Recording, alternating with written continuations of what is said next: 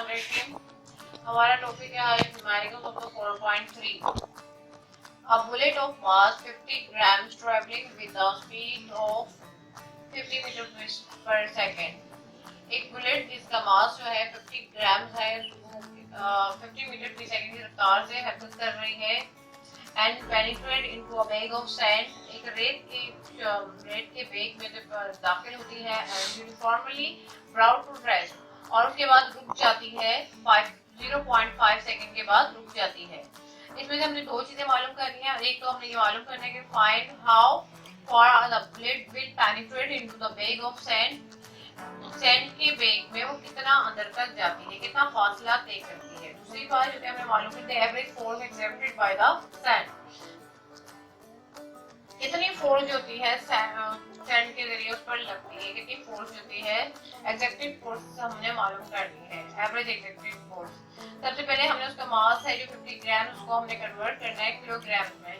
Convert करने के लिए हम 50 को 1000 से डिवाइड करेंगे तो हमारे पास आ जाएगा 0.05 kg। इसकी रीजन कि हम 1000 से क्यों डिवाइड करते हैं, इसकी वजह है कि 1 किलो में 1000 ग्राम्स होते हैं। ठीक है, तो हम जब ग्राम्स को किलो में कन्वर्ट करते हैं तो 1000 से डिवाइड करते हैं। उसके बाद इनिशियल वेलोसिटी हमारे पास 50 मीटर प्रति सेकंड है, और चूंकि उसके बाद जो है वो रुक जाती है तो Vf = 0। हमारे पास टाइम है 0.05 सेकंड, 0.05 सेकंड के बाद रुक जाती है। उसके बाद हमने इस पे एक्सीलरेशन मालूम कर रहे हैं, एक्सीलरेशन हम इस बेस पे मालूम कर रहे हैं कि हमें फोर्स मालूम करनी है, फोर्स के लिए हमें एक्सीलरेशन की जरूरत है। और नंबर 1 पे हमने एक्सीलरेशन डिस्टेंस मालूम करना है, उसके बाद फोर्स मालूम है, इफेक्टिव फोर्स मालूम करनी है। एक्सीलरेशन का फार्मूला हम यूज करेंगे क्योंकि हमारे पास टाइम मौजूद है। A = Vf - Vi divided by T। हमने इनकी वैल्यूज पुट करनी है। Vf की वैल्यू 0 है, माइनस Vi की वैल्यू है हमारे पास 50, टाइम है हमारे पास 0.05। हमने इनको डिवाइड किया, हमारे पास -300 मीटर प्रति सेकंड स्क्वायर एक्सीलरेशन आ गया। ठीक है, उसके बाद हम लोग थर्ड इक्वेशन ऑफ मोशन रखेंगे, जिसकी मदद से हम डिस्टेंस मालूम करेंगे। 2as = Vf² - Vi²। डिस्टेंस मालूम करने की दायरे डिस्टेंस को s से शो करते हैं, s यहीं पर रहेगा और 2a से मल्टीप्लाई हो रहे दूसरी तरफ जाके डिवाइड हो गया। Vf² - Vi²/2a फार्मूला इस तरह बन गया। इसमें वैल्यूज पुट करेंगे। फाइनल वेलोसिटी की वैल्यू हमने रखी है 0 और इनिशियल वेलोसिटी की वैल्यू 15 है।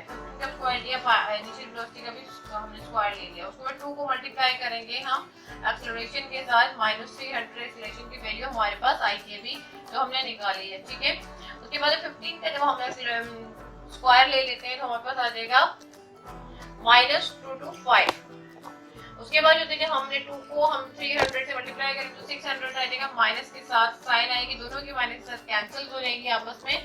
और 225 को जब हम डिवाइड करेंगे 600 से तो हमारे पास आंसर आ जाएगा, डिस्टेंस आएगा 0.375 मीटर।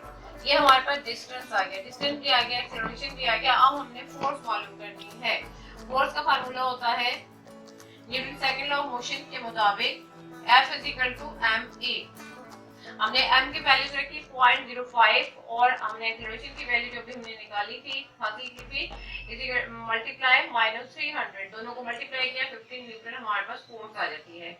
अच्छा, इस न्यूमेरिकल में आपको कोई चीज मालूम करनी हो, कोई मुश्किल लगा हो तो कमेंट में प्लीज पूछ लीजिएगा। और इसके अलावा हमारी वीडियो को लाइक एंड शेयर कीजिए, सब्सक्राइब करें। Thank you for watching my channel. Okay.